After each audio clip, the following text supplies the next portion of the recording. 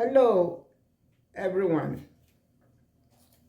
On this Sunday, 31st of March, 2024, the last day in March 2024.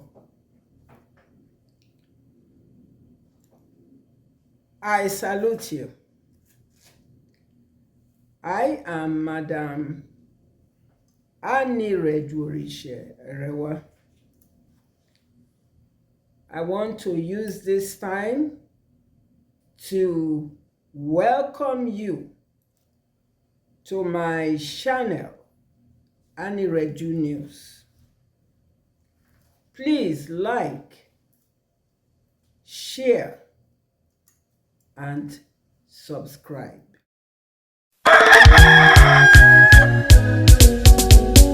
Mete wa Biafra de no. Mete na Biafra de no. Asina heri jibegi. Mete wa Biafra de no. Akane hiora. Dule o. Mete wa Biafra de no. Mete re mundigala. History is very important. Very important. Yes. History is very important. History is the documentation of events that occurred at a particular point in time in life around the world. But when it comes to Nigeria, the contraption, when it is about the Islamic Nigeria, why is it that the British that created the Islamic Nigeria would want to manipulate the history of the contraption or occurrence of events that involve the contraption? Why? Why is it that? Or even want to sweep it under the rug, want to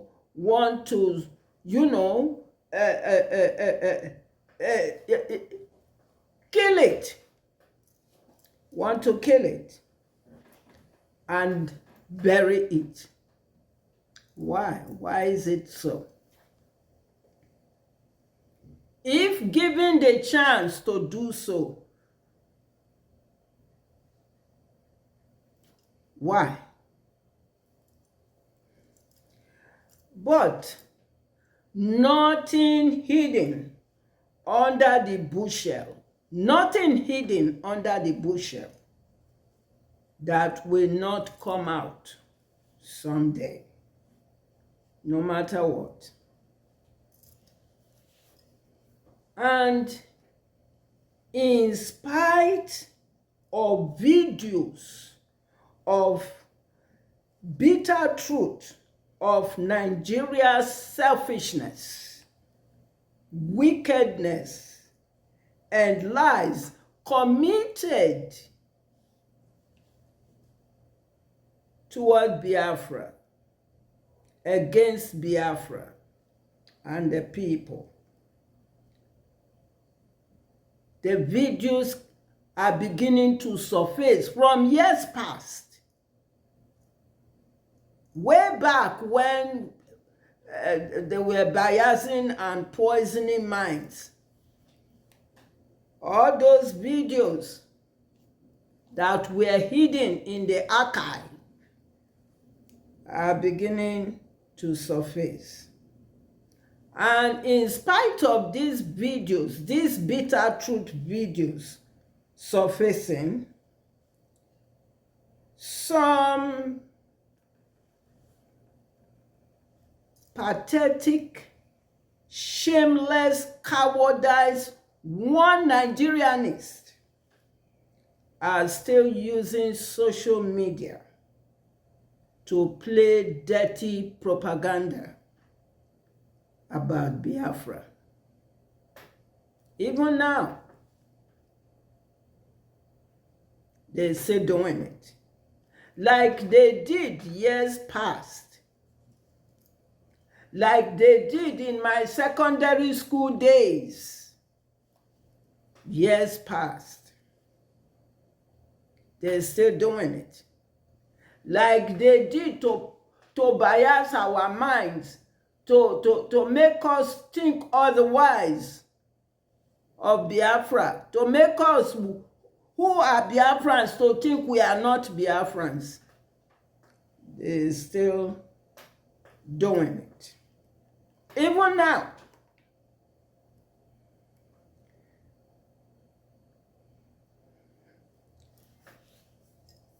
I have 3 videos to show you today.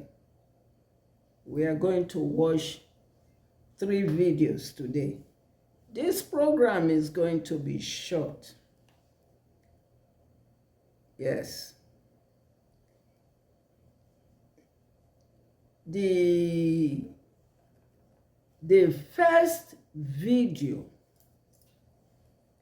is clearly a dirty propaganda playing by a cowardized one Nigerianist who not only wanted to Igbonize Biafra, but he also sidetracked the bitter truth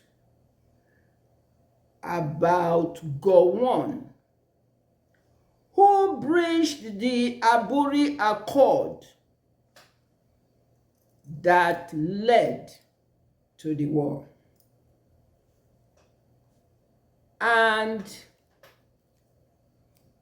he still pointed his deceitful, manipulative, poisonous, blaming fingers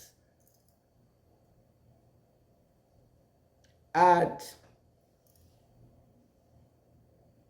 Colonel Odumegu Ojukwu of blessed memory. Yes. That same game when they do years past, when they manipulate things and blame everything on Ojukwu. Even now recent, this one Nigerianist and try to do the same thing. You are going to see it in this video.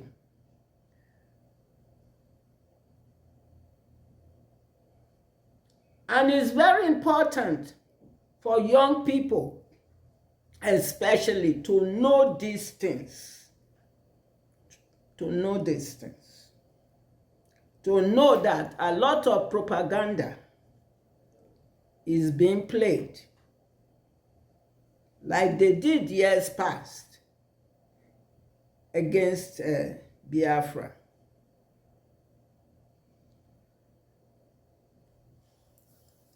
If it were to be years past, this one Nigerianist would have gotten away with this cold, calculated, premeditated, evil slander just to stigma Biafra like they did years past. Yes, like they did years past. But in this era of media, in this era of media. Not anymore. Not anymore, because in years past, we didn't have that chance to counter propaganda,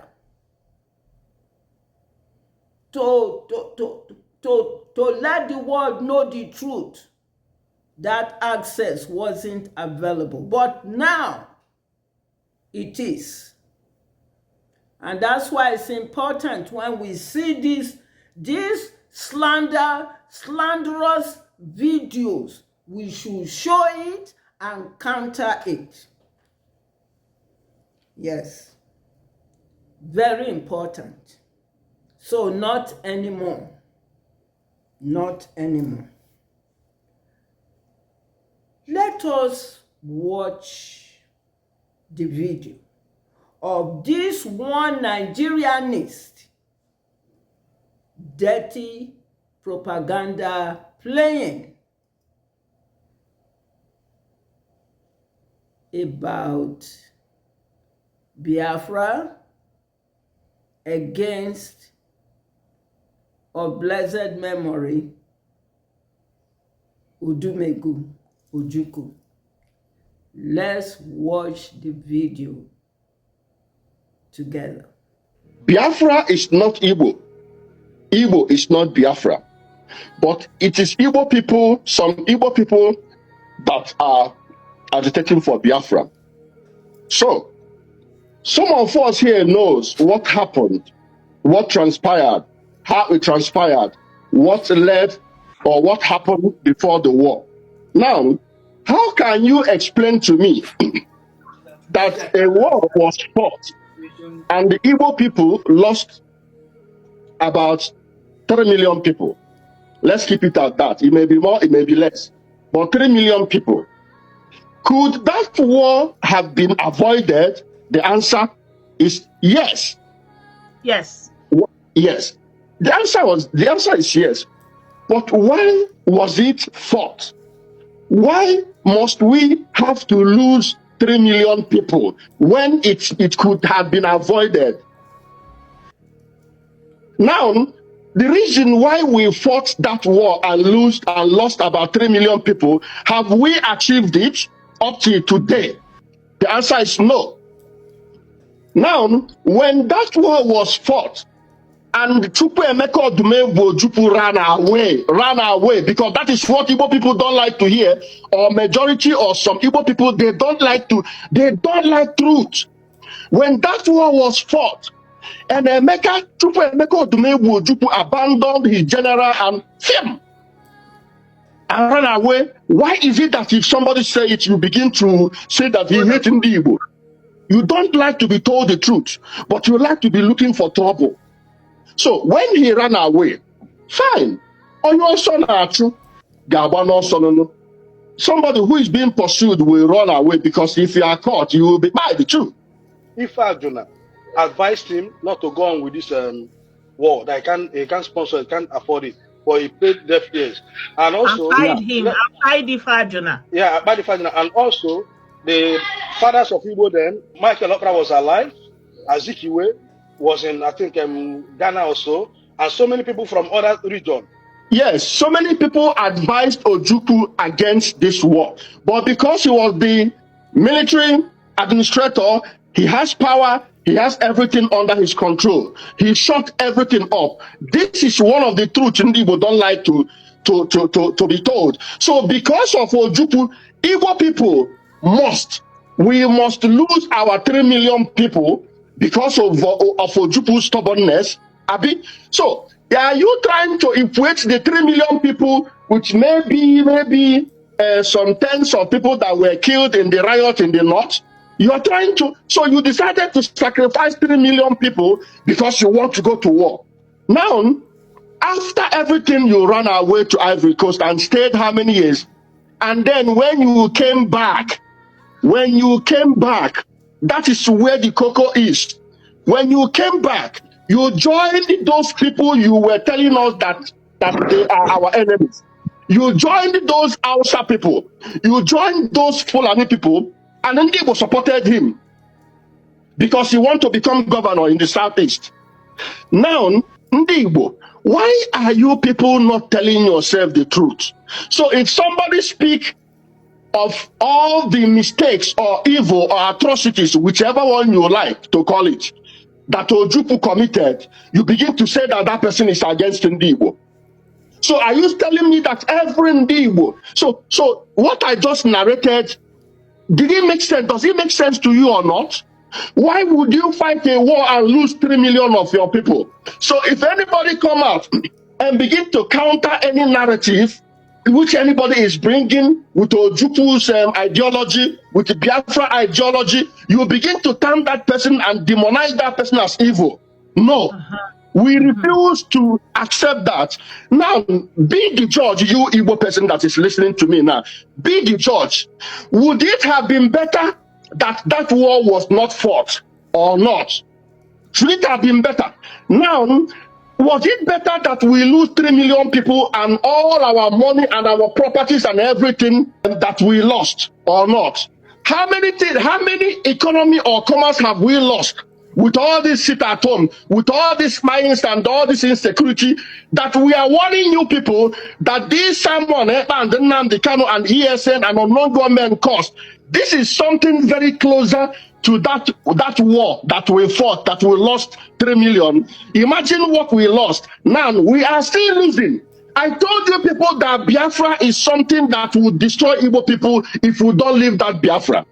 And it is happening to us. It is us that is complaining. It is us that is sitting at home. It is us that our petrol tankers and trucks are being towed inside the bush and stolen. It is us that they are carrying and then butchering our head out of our shoulders. It is us. You heard it. You've seen it.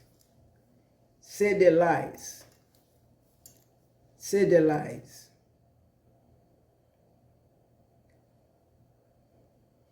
He said, could the war be avoided?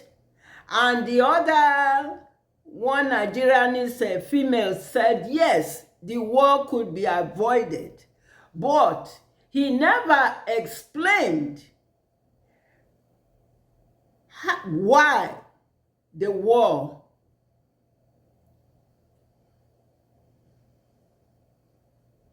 broke out.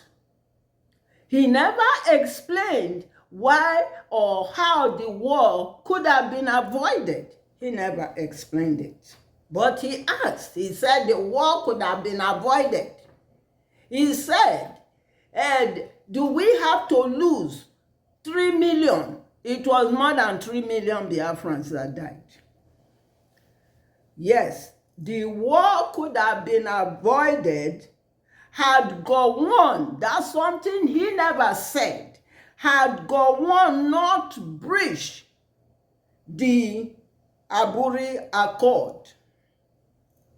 You know, when they went to Ghana and Gowon signed an agreement that could avoid the war, that could have made things much better today.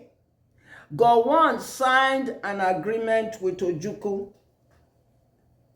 witnessed by African heads of states. But what happened? After signing the agreement in Ghana, what did Gowon do? Gowon breached the Aburi Accord. And even Gowon made a video himself. He made a video where he said, Ojukwu said, on Aburi Accord, Biafrans stand. He Gowon and the one Nigerianist and the British said, on Aburi Accord, you are going down. And that's the promise that the British gave to Gowon. They queried him, they queried Gowon for signing the agreement, and they promised Gowon They promised, the British government, the British promised Gowon that they will fight the war for him. Gowon never went to war front. It's the British that fought the war for Gowon. The British fought the war for Gowon. That was the promise they gave to him.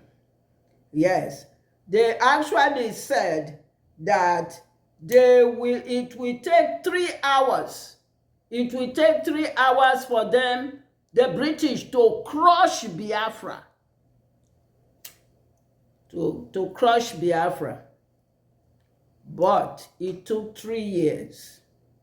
3 years.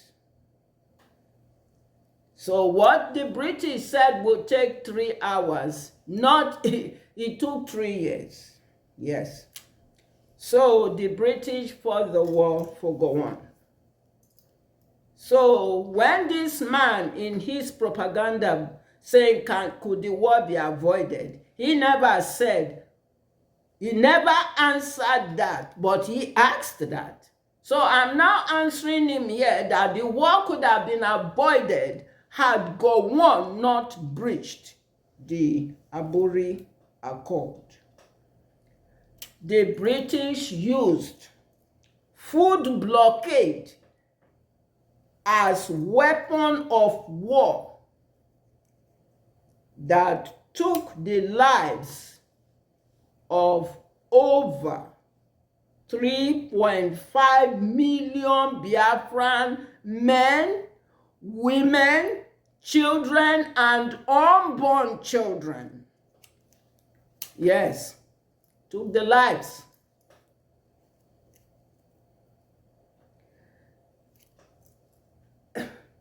You know, the late Queen of England, she's gone now. I hope she met all those, because she was signatory.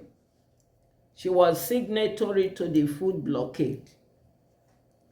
And the Anglican Bishop of Canterbury, Anglican Church is Church of England. The Anglican Church of Canterbury Bishop were all signatory to it.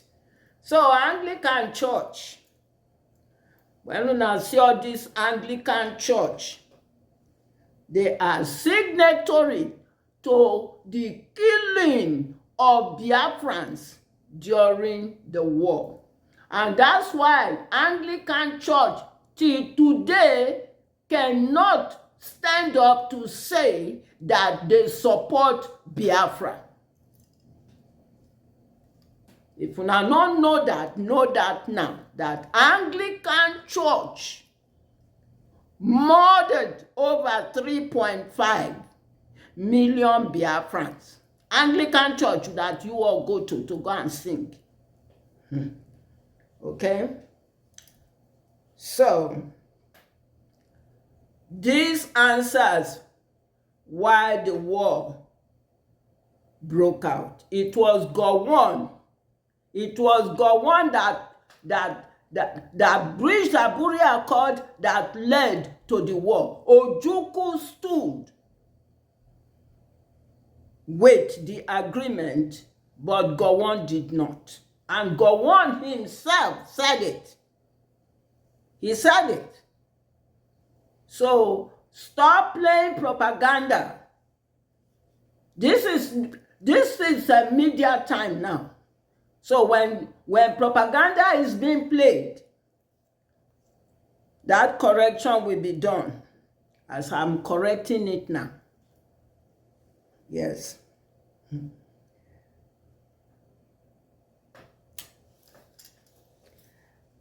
Have we ever asked ourselves?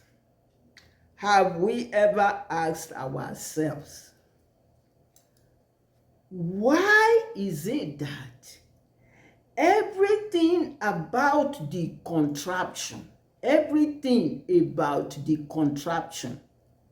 Nigeria, is a secret deal between the British and the Fulani against Biafra and the Biafra people.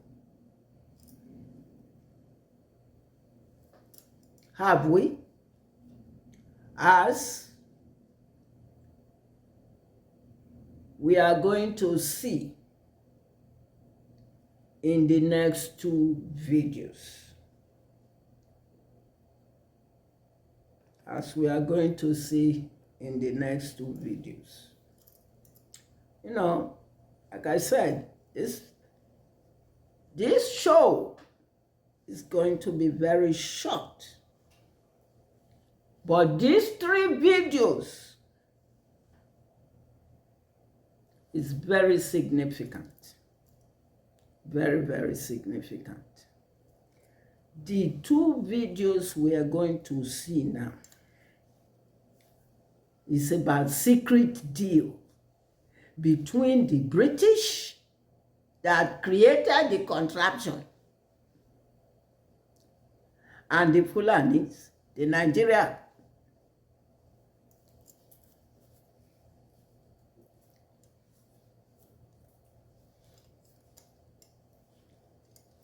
The second video you are about to watch is how the British, the atrocities that they committed against Biafra. And this, in every society, you have good people. You know, so when we say British, it doesn't mean that there are no good British people. There are good Britons, you know. So is the government. Is the British government. Some British people didn't even know what was happening either. They didn't know. If they knew, they would, you know, they will revolt. They will carry plots, but they didn't know. They hide it. They hid it away from them. So everything is secret. So, and if they also come across Britons that maybe is not in agreement with what they are doing, they too, they will harass them and threaten them and do, as we are going to find from this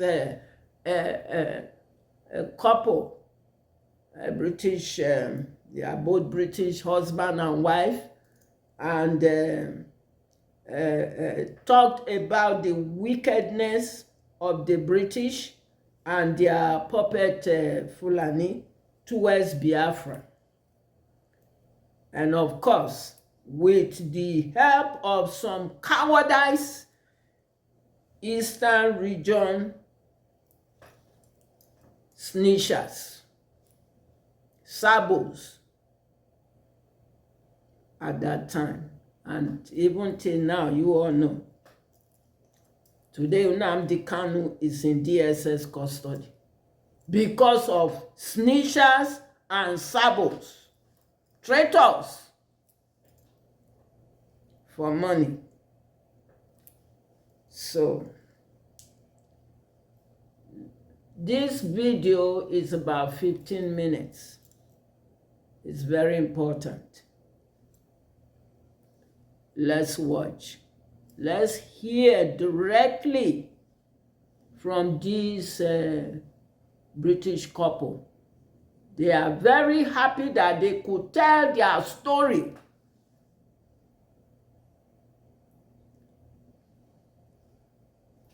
before their sundown. Yes, before their sundown. So let's listen to them. Hello. And Mrs. Carol Smith, welcome to the program. Thank you. May I say how delighted we are to be on Passion. We've looked forward to speaking to an African television station for decades.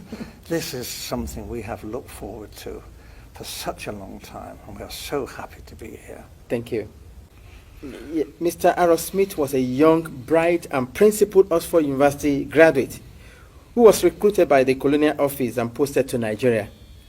He took his final examination a year ahead of his class.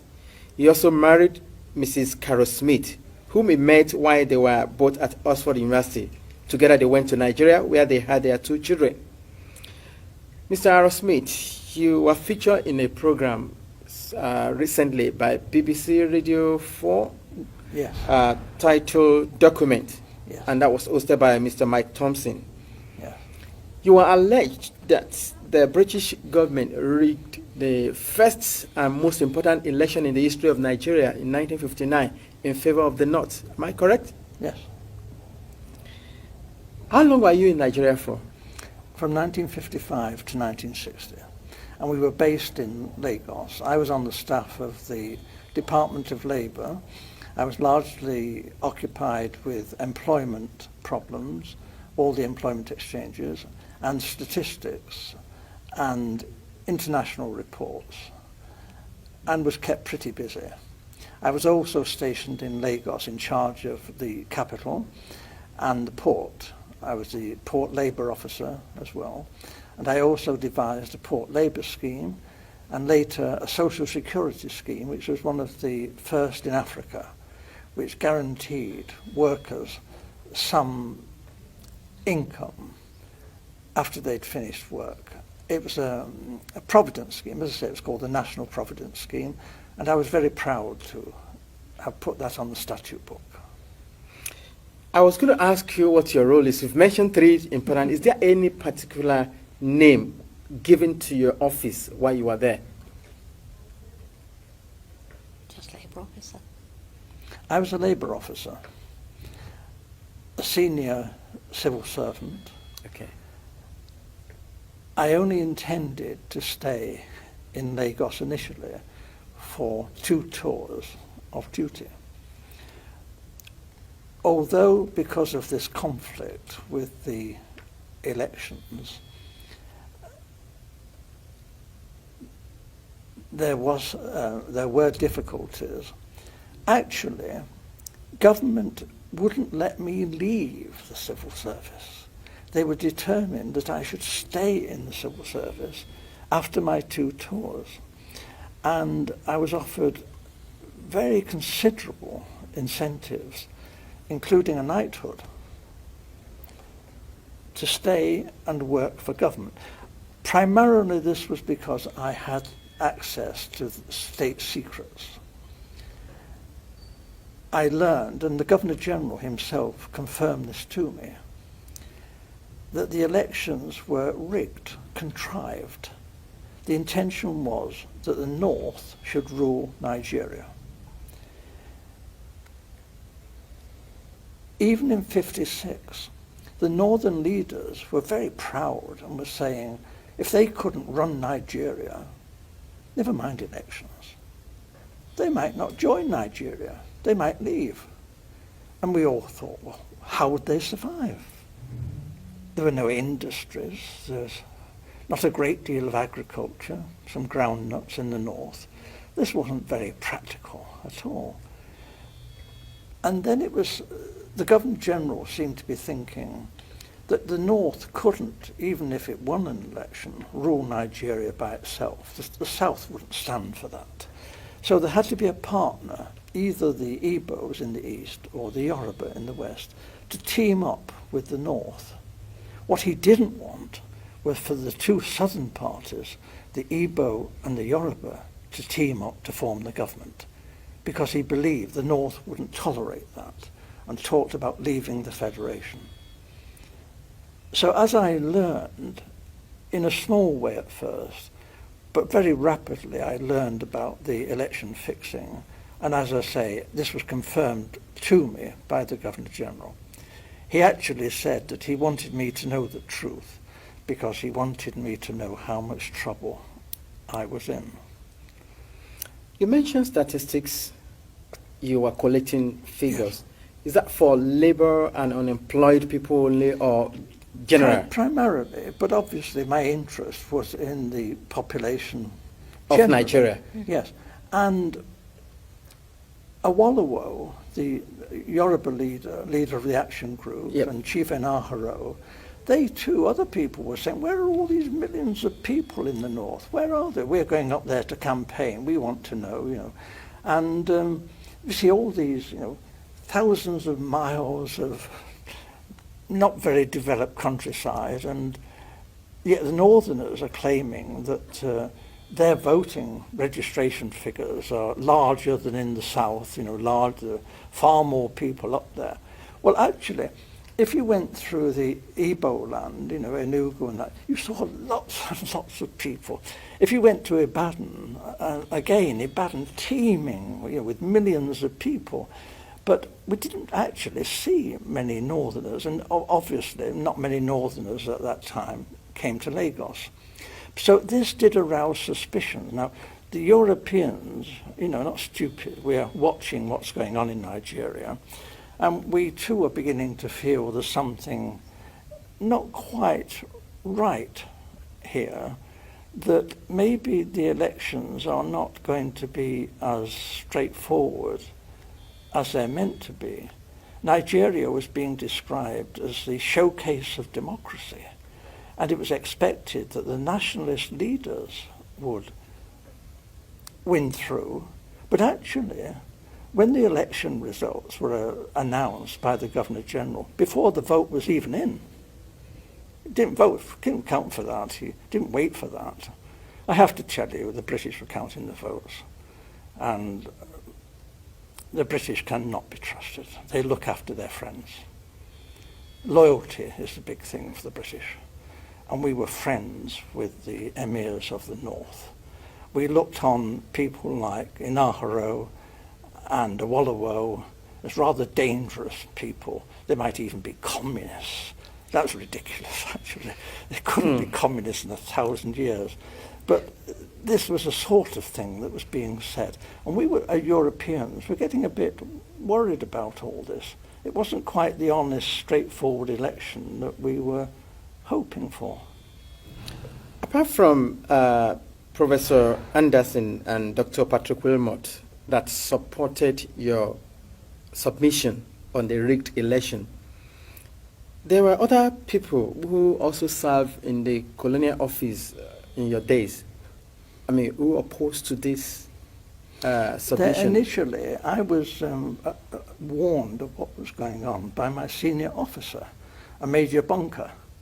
I didn't know, and I knew that the Governor-General had directed me to take all the office staff of the Ministry of Labour to help Chief Okoti Igbo in politicking in Warri. And this was most irregular, and I refused to do this. Having refused an order, I know what the drill is. You resign. I resign my post. That is the proper thing to do. What they did then was rather devious.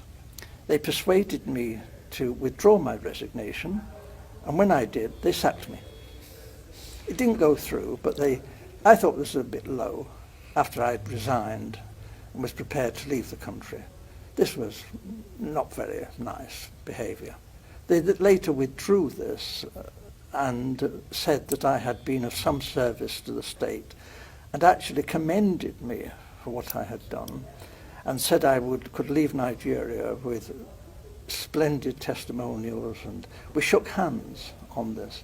And this was done with the recognition of the Deputy Governor-General, Sir Ralph Grey. And then I left Nigeria the first time and took up a job as a personnel officer, a very big job, with the Esso refinery. And then government came after me, declared that I was a traitor, and I had betrayed the British people, ought to be imprisoned, and I lost that job. And then they came to me again and said it's all been a big mistake, dreadful mistake. I'm a jolly decent chap, you know, Oxford chap, and they put me on a plane straight back to Nigeria, where I'd make up for the time I'd been away. There was a great deal of good work for me to do, and we fell for this. We shouldn't have gone back, but we did. Now, if you recall what you said about the role of the Governor General and the attitude of the British government in particular, regarding the fear that Awolowo, Okotie-Eboh, and the lot of them from the south are dangerous, is there a particular reason? Why the fear from the British government? Is it that they don't want to release or relinquish Nigeria? They still want to control Nigeria? They knew that the North would do as they said after independence. If it had any, the North would just, because it was their habit, they liked the British, whereas the nationalists were an unknown factor. Actually, when they took the flag down and hoisted the Nigerian flag, not one of the major nationalist politicians was there. They weren't even on the platform. This was incredible. These were the people who had sought independence. The people in the North didn't want independence. They didn't want the British to leave. So this was a farce. And for most Europeans who were very close and watching this, we were disgusted. We thought this really had been manipulated, this election. It was unworthy. It was unworthy of the British people, this. This was no honest, straightforward thing that you would expect Britain, the mother of parliaments, to do. This was cheap and low and criminal. And I opposed it. And I opposed it then, and I've opposed it ever since. And I'm telling you the truth. And I was warned, if I told you this state secret, my life could be forfeit. Earlier on, you said the British government wanted the North in alliance with either of the southern region, either with the Yorubas or with the Igbos. But Awolowo, without which they cannot they can't do it rule the country. The problem was that Awolowo was a highly principled man. Okay. You didn't talk to Awolowo about squalid deals and fixing things. Awolowo was not that kind of person. If you read his books, this man was a world statesman.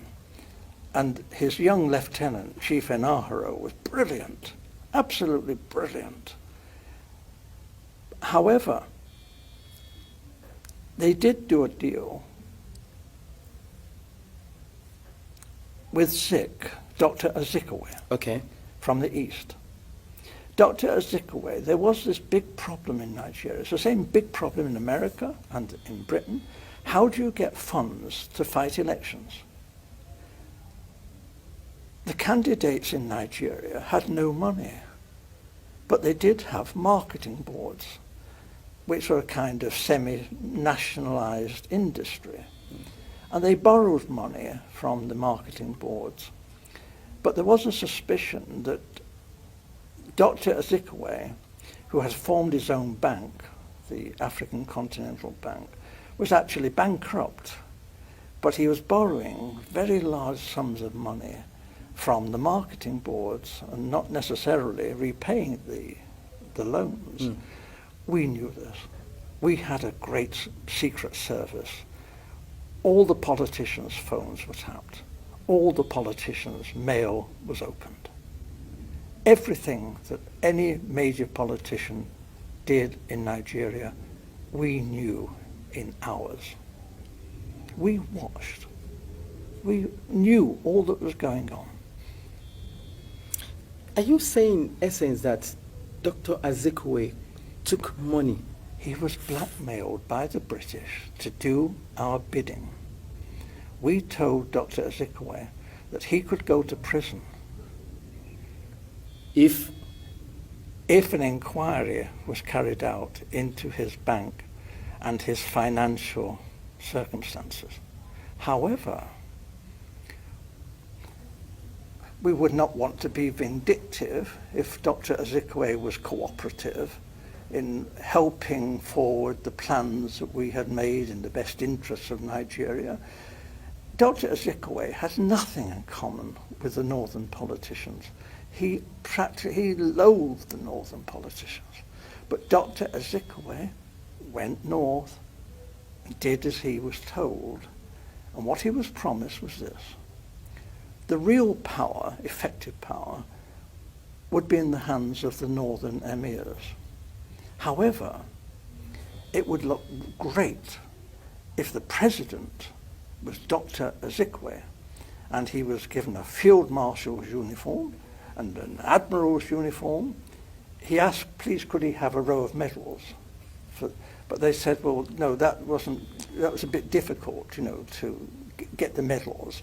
So when the ambassadors started arriving, he was known to be asking people from foreign countries, perhaps they had a medal for his uniform.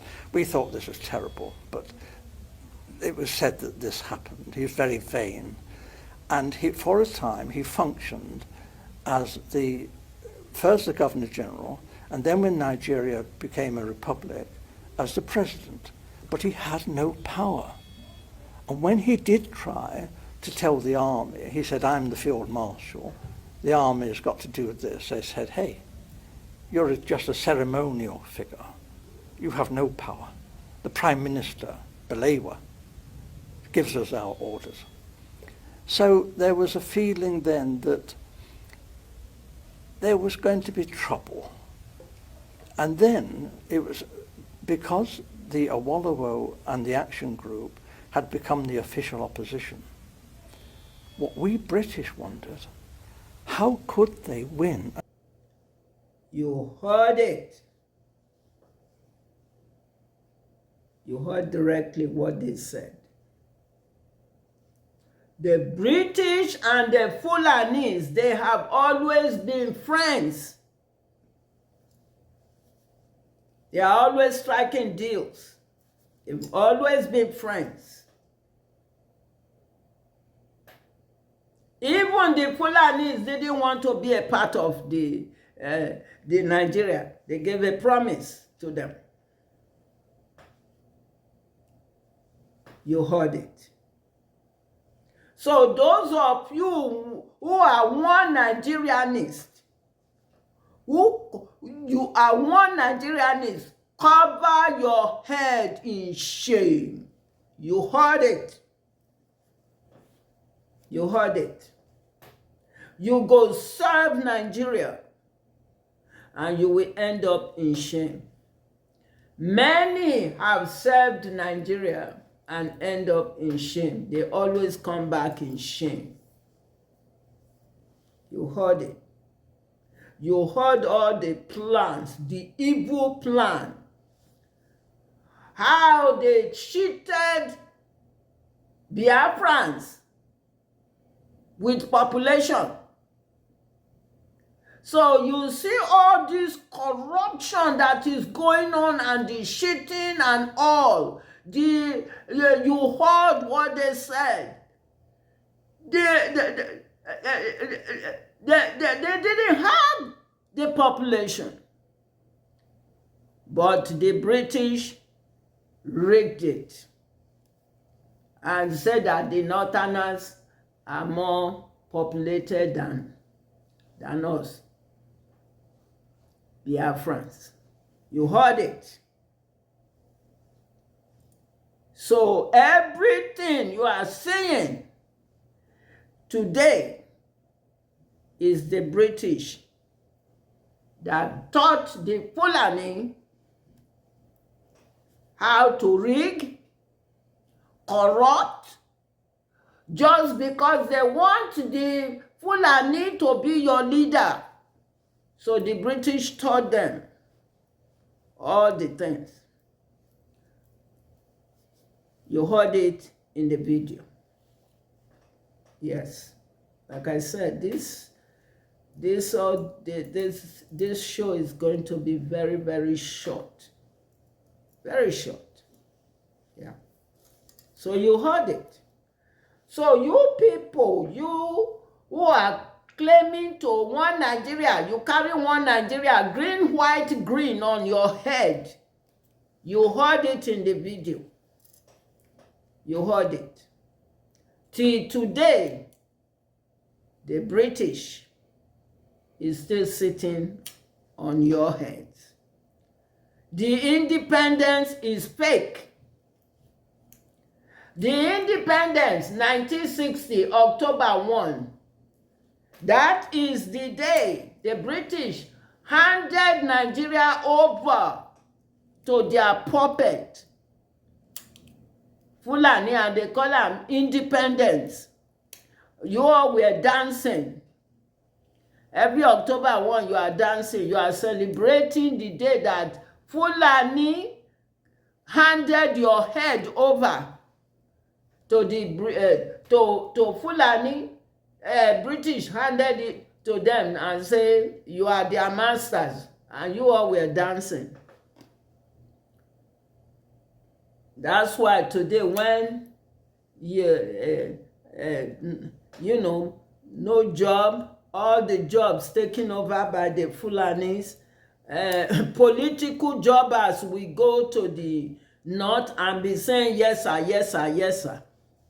When they want to have some secret meeting, they say go, they will send your own eastern southeast governors to go and make tea. No, just forget about south. Those ones are boy. They are boy. Yes, they can tell them, go stay outside. We are having closed door meeting right now.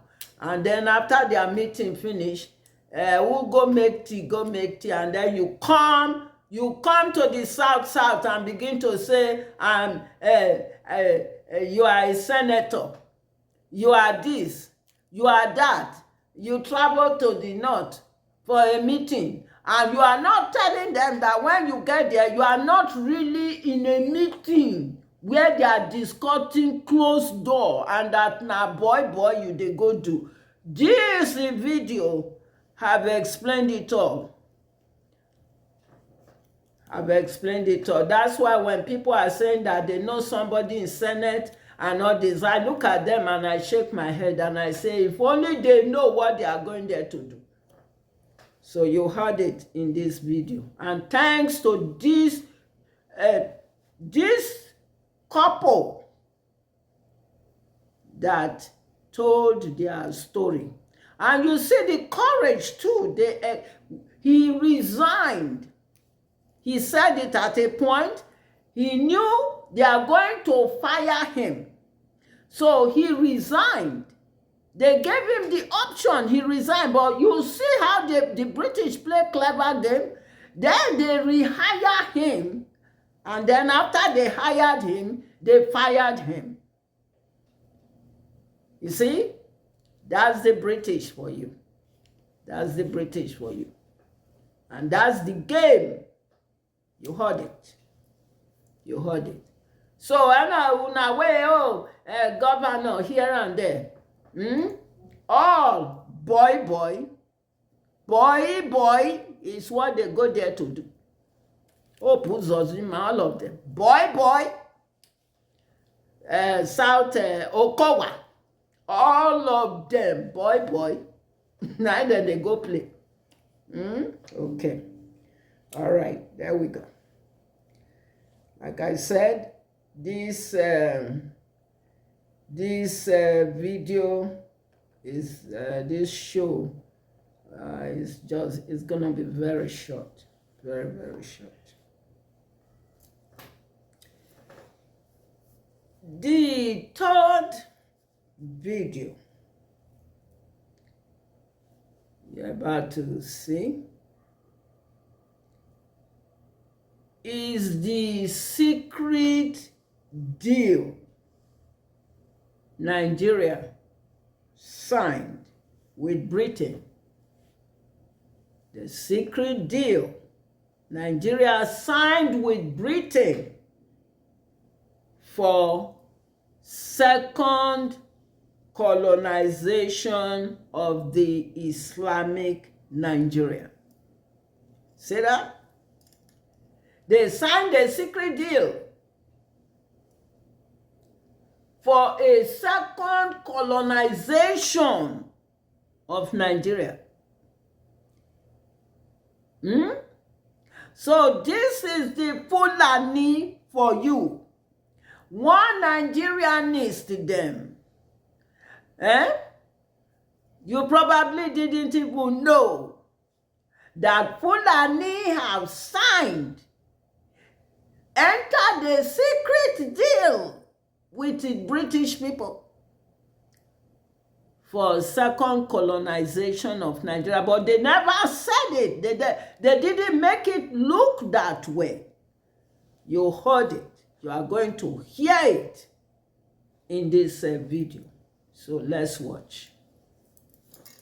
Do you ever wonder why Nigeria is this poor but rich in natural resources? You have to question where all the crude oil, agriculture, gold, lithium, granite, phosphate, and uranium in northern Nigeria are. The second thing to look at is the agreements for the continuation of colonization Nigeria signed with Britain. These agreements may not have the name continuation of colonization, but they have the meaning, the means, and the action of continuation of colonization. Foreign countries have been mining Nigeria's natural resources, but Nigeria could not mine its own natural resources. The natural resources in Nigeria do not belong to Nigeria but to their colonial master who still runs the country. The agreements that Nigeria signs prevent any Nigerian president from making Nigeria's natural resources Nigerian ownership. Recently, His Royal Highness Sanusi Lamido Sanusi was asking where the money from the crude oil sold went, and it puzzled me. Does he not know, or is he afraid to say something? The president and the NNPC boss are his friends, so he should be asking them. By now you should know that you can't get paid for natural resources that do not belong to you.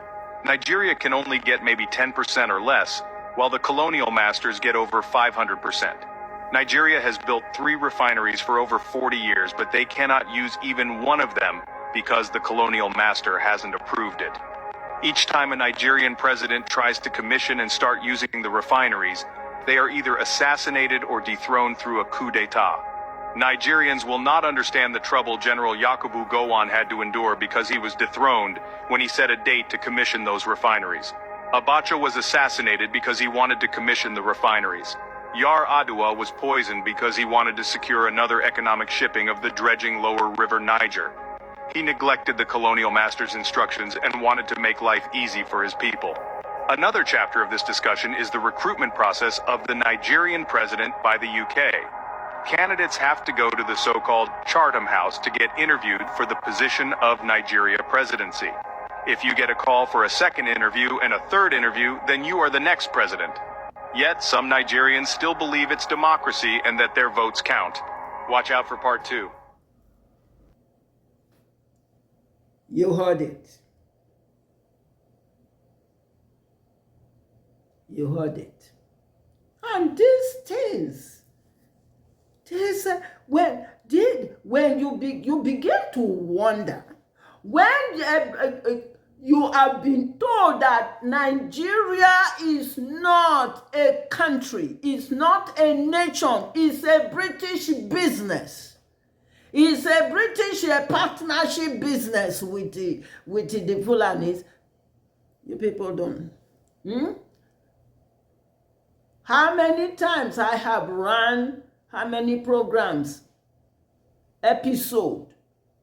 Frederick Lugard, it was a Royal Niger company he brought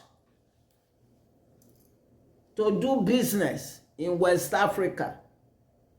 And then when he saw the resource, the resource in Biafra, in eastern part of Biafra, of that part, what did he do? He decided to turn that Royal Niger Company business to Nigeria. So Nigeria is not a nation. It's not a country. It's not,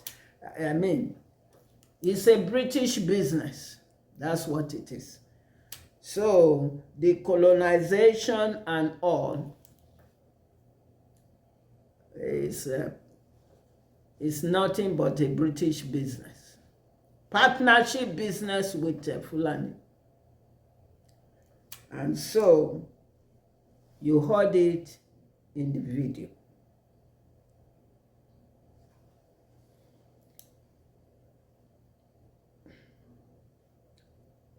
Be wise, Biafra. Be wise.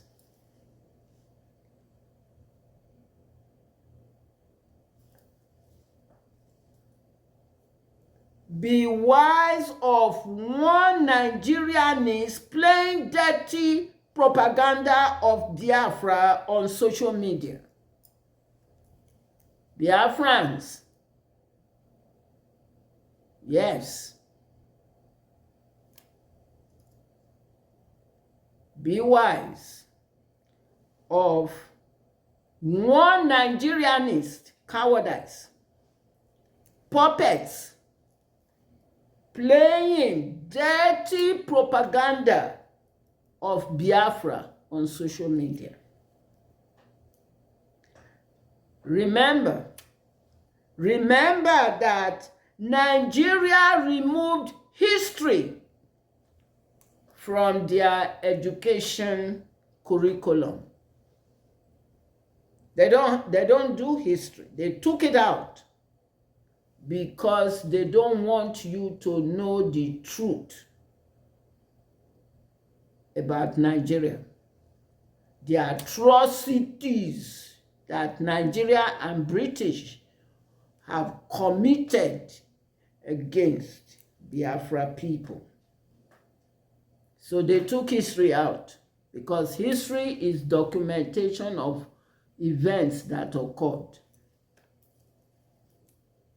Remember that Gowon removed the bite of Biafra from the map.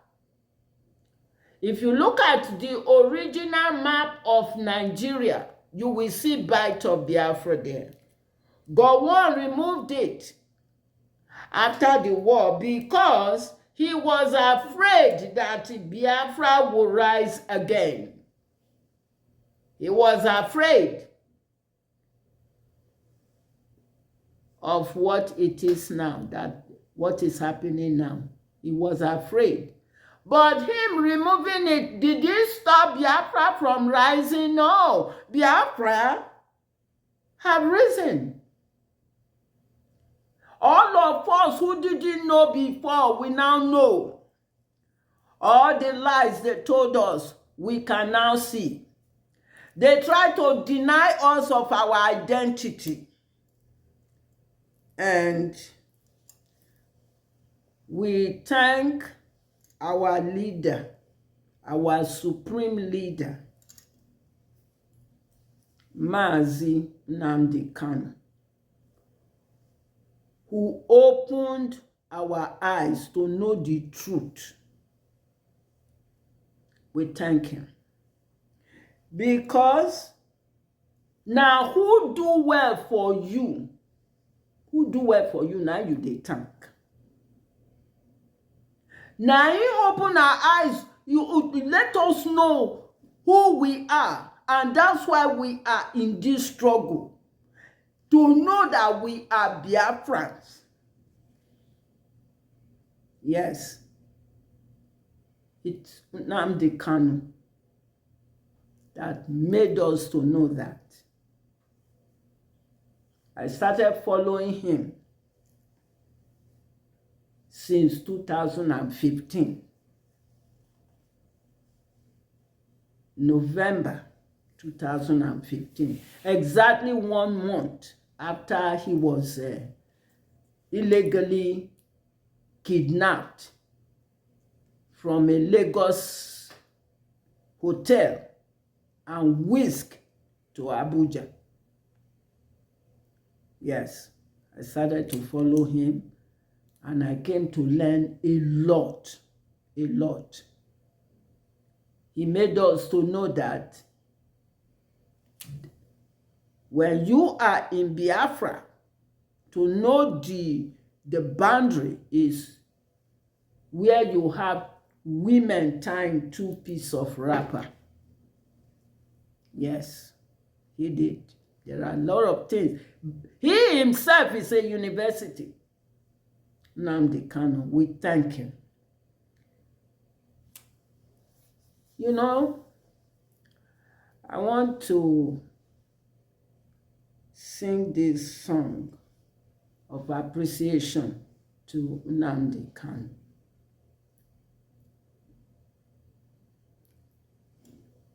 Wenyere kebe o, wenyere kebe o, kworo Nnamdi Kanu, wegbenyere kebe o, wenyere kebe geneme mi gwoyo, o kworo Nnamdi Kanu, egbenyere kabario mi no kworo Nnamdi Kanu, egbenyere kabare.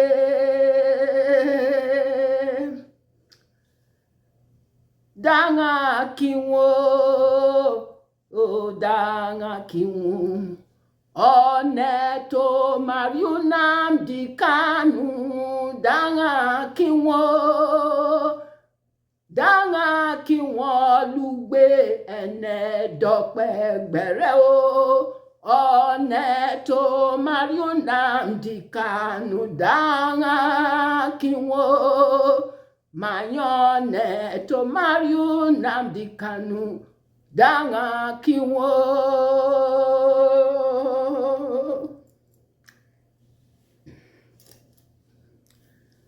The song I sang is Robo and Ishekiri song. Yes. And I said, anybody when he see Nnamdi Kanu, make them greet him and make them thank him. And we thank God for him. He is innocent. He is innocent. I went to Israel to see him. He is innocent. Make them leave him. They should leave him. They should release him unconditionally. Because he has done nothing wrong. He has done nothing wrong. He's been free. Stop holding him there. And shame on those enemies. Shame on those enemies who sold him out. But we thank God for his life. So make them leave him alone. Release Nnamdi Kanu. Release him. He has done nothing wrong. He is fighting for the freedom of Biafrans, or Biafra people, for the freedom of all of us Biafrans. So, free Nnamdi Kanu, free Nnamdi Kanu, free Nnamdi Kanu. He is innocent. He has done nothing wrong. Thanks for watching. See you next time on ANIREJU News. If you would like to donate to charity humanitarian services, you can do so on my Cash App. Thank you. Mete wa Biafra de no. Mete wa Biafra de no. Asina heri jibi begi. Mete wa Biafra de no. Akane hiora. Akane hiora.